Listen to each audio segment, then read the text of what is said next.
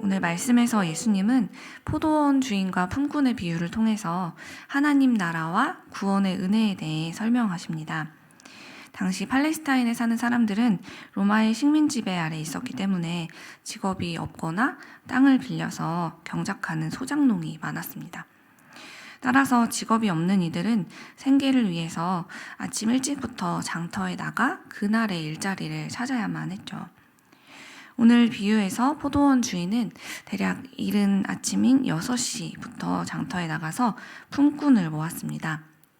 덕분에 선택된 일꾼들은 하루 일당으로 한 데나리온씩을 약속받고 아침 일찍부터 일을 시작할 수 있었죠.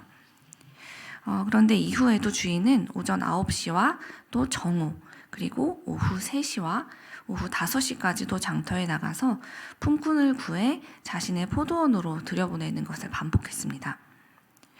오전 중에는 부족한 일손이 생겼을 때 그것을 보충하기 위해 일꾼을 고용하는 것은 당연합니다. 그런데 오후 3시와 그리고 5시에도 같은 일당을 주고 일꾼을 데려온다라는 것은 잠시 생각해 보아도 이익보다는 손해가 될 것이 뻔했습니다.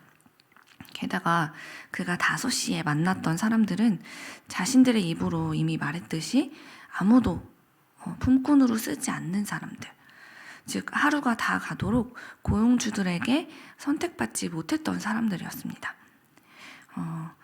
한마디로 품꾼으로서의 가치가 없다라고 평가되었던 사람들이었던 것이죠. 다른 사람들로부터 가치 없다라고 평가된 사람들을 하루의 업무가 마무리되는 이 시간에 포도원에 데려와서 새벽부터 일한 사람들과 같은 일당을 주고 고용한다는 것. 이것은 누가 봐도 매우 비상식적인 행동이었습니다. 그래서 예수님은 어쩌면 이 비유를 선택하신 것일지도 모릅니다. 비상식적인 선택이 상식이 되는 곳. 그곳이 바로 하나님의 나라다라는 것을 우리에게 가르쳐주기 위해서 말이죠. 포도원의 주인이 길거리에서 갈 바를 알지 못하고 헤매고 있는 이 사람들을 한 사람이라도 더 포도원으로 들이기 위해서 하루가 다 저무는 그 시간까지도 쉬지 않았던 것처럼 우리 하나님도 우리 한 사람 한 사람을 구원하시기 위해 끝까지 쉬지 않으시는 사랑의 하나님임을 우리에게 가르쳐 주시고자 했던 것입니다. 그러므로 사랑하는 여러분, 하나님은 우리 한 영혼 한 영혼을 절대 포기하지 않는 분이라는 것을 믿으시기 바랍니다.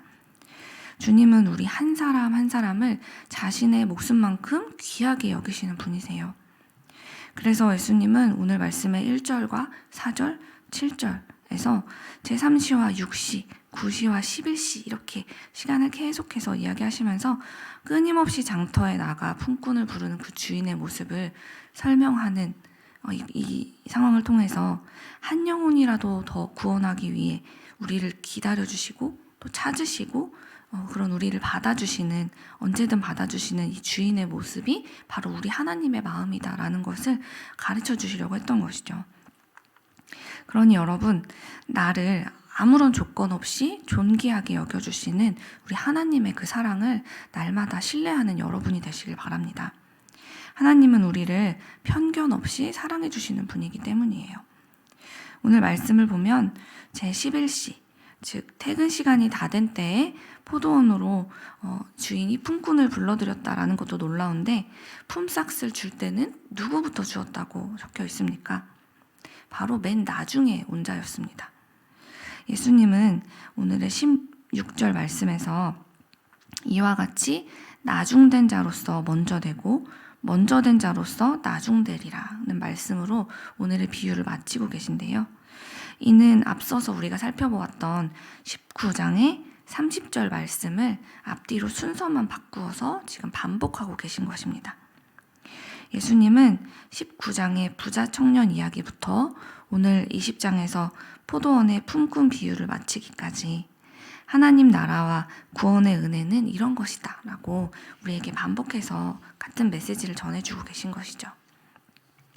사랑하는 여러분, 하나님의 나라는 이렇게 이 세상과 다르게 자신의 자격이나 능력이 아니라 오직 하나님의 은혜로 들어가고 오직 하나님의 은혜로 살아가는 곳임을 믿으시기 바랍니다.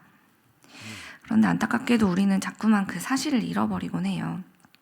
그래서 이 세상이 그렇듯이 자꾸만 주변에 있는 사람들과 나를 비교하고 견주어서 자신의 가치를 측정하려고 합니다. 세속적인 습관이 우리의 생각과 삶에 너무나도 깊이 뿌리내리고 있기 때문입니다. 오늘 포도원에 들어갔던 품꾼들도 마찬가지였어요. 아침 일찍 뽑혀갔던 품꾼들은 품삯을 받기 전까지는 아무런 불평이 없었습니다. 그런데 그들이 언제부터 불평을 했을까요? 바로 나중에 온 품꾼들이 자신들과 똑같은 품삯을 받는 것을 보기 시작했을 때, 그렇게 자신과 그들을 비교하기 시작했을 때였습니다. 처음 그들이 포도원에 들어갔을 때는 누구보다도 빨리 생계에 대한 불안과 두려움에서 벗어나 선택받은 그 기쁨으로 가득했을 것입니다. 누구보다도 주인에게 감사하며 즐겁게 일했겠죠. 하지만 나중에 온 이들이 같은 보상을 받은 것을 보자 그들은 자신들이 하루 동안 누려왔던 그 감사의 조건들이 저들이 받은 것에 비해서 보잘것없는 것처럼 여겨지기 시작했습니다. 주인을 위해서 내가 더 헌신했으니 내가 더 많은 보상을 받아야지 하는 마음이 그들의 눈을 가로막자 그들이 앞서서 누려왔던 은혜와 감사의 가치가 사라지게 된 것이죠. 그런데 여러분, 이 모습이 단지 이 성경 속의 품꾼들만의 모습일까요? 오랫동안 교회 안에서 신앙생활을 해온 우리의 모습은 어떻습니까? 가정에서, 회사에서, 그리고 교회에서 우리가 한 일을 사람들이 알아주지 않거나 내가 인정받고 싶은 그 대상이 그것을 알아주지 않았을 때 우리는 어떻습니까?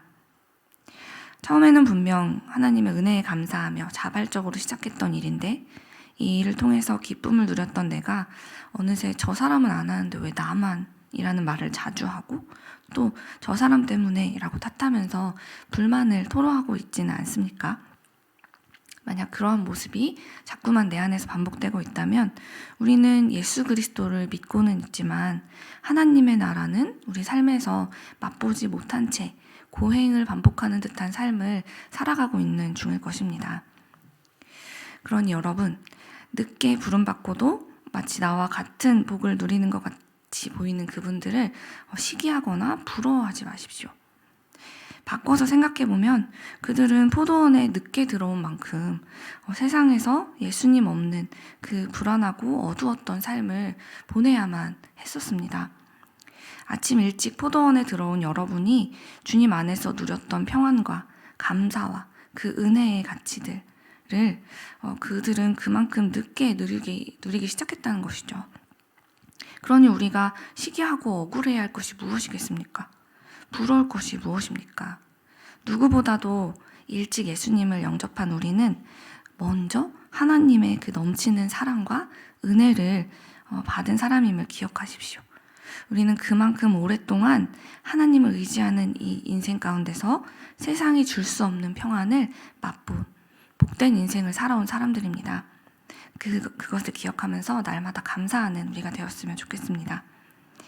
사랑하는 여러분, 우리가 그토록 꿈꾸는 천국, 그 하나님의 나라라는 것은요, 이미 우리가 하나님의 자녀다라고 선택받고 부름받은 그때부터 우리의 삶 가운데 시작되었다는 것을 믿으시기 바랍니다. 그러니 남들과 나를 비교하면서 스스로를 불행하게 만들던 우리의 습관을 매일매일 예수님의 십자가 앞에 못 박으십시오. 그리하여 하나님께서 내게 주신 은혜, 내 힘과 자격으로는 결코 얻을 수 없는 이 영원한 생명을 받은 은혜를 회복하는 세상의 빛 이리교회가 되기를 소망합니다.